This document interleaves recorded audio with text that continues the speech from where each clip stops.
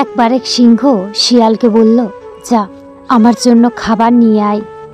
শিয়াল ঘোড়ার কাছে গিয়ে বলল, ভাইজান কেমন আছেন? ঘোড়া চিন্তা করে, যে শিয়াল খ্যাক খ্যাক করা ছাড়া কোনো কথা বলে না, সে আজ এত মধুর স্বরে ডাকছে কেন? নিশ্চয় কোনো বদমতলব আছে। ঘোড়া শিয়ালের ডাকে সাড়া দেয় না।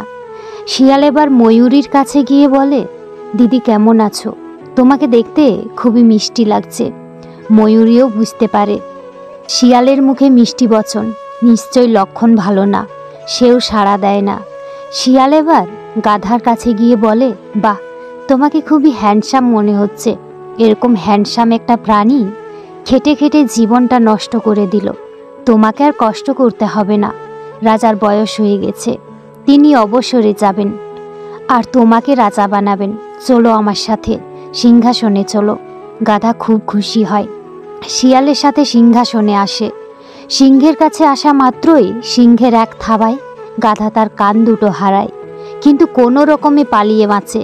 শিয়াল গাধার কাছে এসে বলল, এ তো বোকা হলে রাজা হবে কিভাবে? রাজা তোমার মাথায় মুকুট পরাবে, কিন্তু দুপাশে দুটো কান থাকলে কি রাজমুকুট ঠিক মতো মাথায় বসবে? তাই তো তোমার কান দুটো তুলে নেওয়া হয়েছে। কিছু বোঝো না, অবুঝ প্রাণী, এটাকে গ্রুমিং বলে। চলো চলো আমার সাথে চলো, দেরি হলে অন্য কেউ আবার রাজা হয়ে যাবে। গাধা আবার সিংহের কাছে আসে। এবার সিংহের আরেক থাবায় তার লেজখানা খসে পড়ে, কিন্তু এবারও পালিয়ে বাঁচে। শিয়াল যথারীতি গাধার কাছে এসে বলে, আবারও ভুল করলে। লেজ থাকলে রাজা সিংহাসনে বসবে কিভাবে? তাই তোমার লেজটা খসানো হয়েছে। অবুঝ প্রাণী দূরদর্শী চিন্তা করতেই পারে না। এটা হলো আলট্রা গ্রুমিং, মানে একেবারে ফাইনাল টাচ। চলো চলো তাড়াতাড়ি সিংহাসনে চলো। আবারও সিংহাসনে আসে, এবার আসে বাঁচতে পারে না। সিংহের এক থাবায় ক্ষত বিক্ষত দেহখানা মাটিতে পড়ে আছে। সিংহের দাঁতে মুখে রক্তের দাগ। শিয়াল সিংহকে বলে, মহারাজ এত কষ্ট করে আপনি খাবেন, মাথাটা আমাকে দিন, সুন্দর করে প্লেটে সাজিয়ে দিই। শিয়াল গাধার ব্রেনটুকু খেয়ে মাথার অবশিষ্ট অংশ সিংহকে দেয়। সিংহ বলে, ব্রেন কোথায়?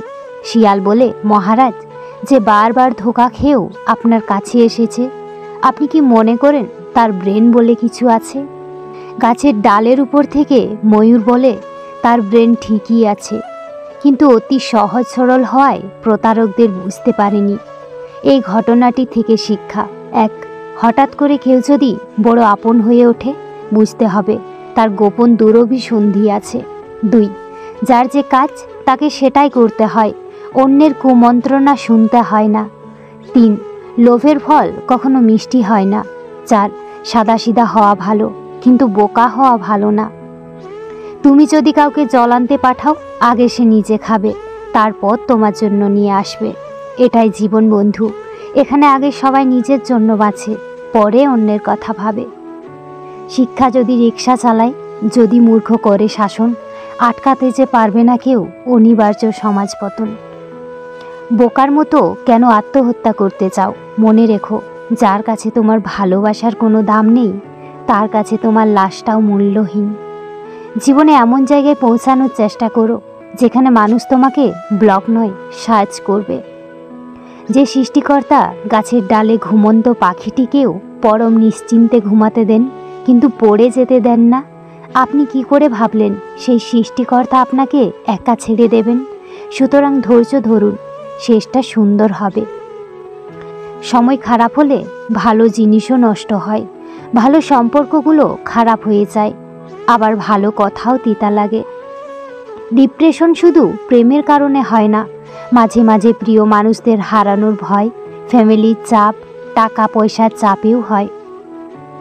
গোপন কথা যতক্ষণ তোমার কাছে আছে, সে তোমার কাছেই বন্দী, কিন্তু কারো কাছে প্রকাশ করা মাত্রই তুমি তার কাছে বন্দী হয়ে গেলে। যার সাথে আপনার ভেবেচিন্তে হিসাব করে কথা বলতে হয়, সে কখনোই আপনার প্রিয়জন হতে পারে না। আমাদের প্রতিটা মানুষের ভিতর একটা ভয়ঙ্কর রূপ আছে। যাদের সহ্য করার ক্ষমতা আছে তারা প্রকাশ করে না, আর যারা রাগী তারা খুব সহজেই প্রকাশ করে দেয়। জীবনে সুখের চাইতে দুঃখের পরিমাণটা এতটাই বেশি ছিল যে সুখগুলো কবে এসেছিল সেটাই ভুলে গেছি। সবসময় হাসি খুশি থাকার মূল মন্ত্র। জীবনে হাসি খুশি থাকার জন্য কিছু কিছু বিষয় ত্যাগ করবেন। 1. কোনো বিষয়ে অতিরিক্ত চিন্তা ত্যাগ করবেন। 2.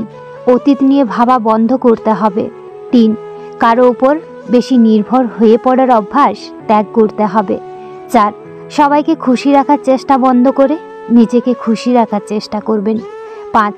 অন্যের সাথে কখনোই নিজেকে তুলনা করবেন না, নিজের সাথে নিজেকে তুলনা করবেন। 6. অতিরিক্ত রেগে যাওয়া কৃপণতা ত্যাগ করবেন। 7. অল্পতে ভেঙে পড়া বাদ দিন। জীবনে অনেক সময় অনেক সমস্যা আসে, সমস্যায় ধৈর্য ধরে মোকাবিলার সাহসিকতা রাখবে। ধনুক থেকে বেরোনো তীর আর মানুষের মুখের থেকে বেরোনো শব্দ একবার বের হলে তা আর ফেরানো যায় না। আঘাতে কেউ কাঁদে না, মানুষ কাঁদে ব্যথায়, আর তার চেয়েও মানুষ বেশি কাঁদে আপন মানুষের কথায়। ভাগ্যে থাকলে হবে, আর না থাকলে হবে না, এই একটি কথা বলে প্রত্যেকটা মানুষ প্রত্যেকটা দিন নিজেকে সান্ত্বনা দেয়। আকাশ থেকে বোঝা যায় দিন কেমন হবে, ফুল দেখে বোঝা যায় তার সুগন্ধ কেমন হবে, মেঘ দেখে বোঝা যায় বৃষ্টি কেমন হবে, কিন্তু মানুষ দেখে বোঝা যায় না তার মনটা কেমন হবে। একা পথ চলাটা জরুরি, কারণ জীবনের খারাপ সময় কেউ পাশে থাকে না।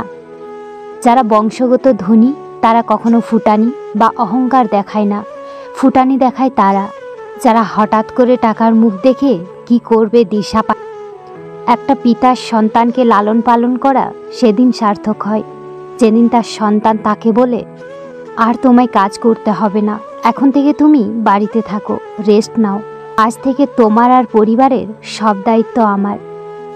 কিছুটা জেদ সব মানুষের মধ্যেই থাকা উচিত, কারণ যে মানুষের মধ্যে কোনো কিছু করার জেদ থাকে তাকে সহজে কেউ পরাজিত করতে পারে না। নিজের অবস্থান নিয়ে কখনো আত্মবিশ্বাসী বা অহংকারী হবেন না, কারণ সময় যখন বদলায় উত্তাল নদীও শুকিয়ে যায়। সময়ের উপর সবটা ছেড়ে দিন, সময় আর নীরবতাও জবাব দিতে জানে। নারীকে এই 4টি কথা বললে আপনাকে ভিক্ষা করে খেতে হতে পারে। 1.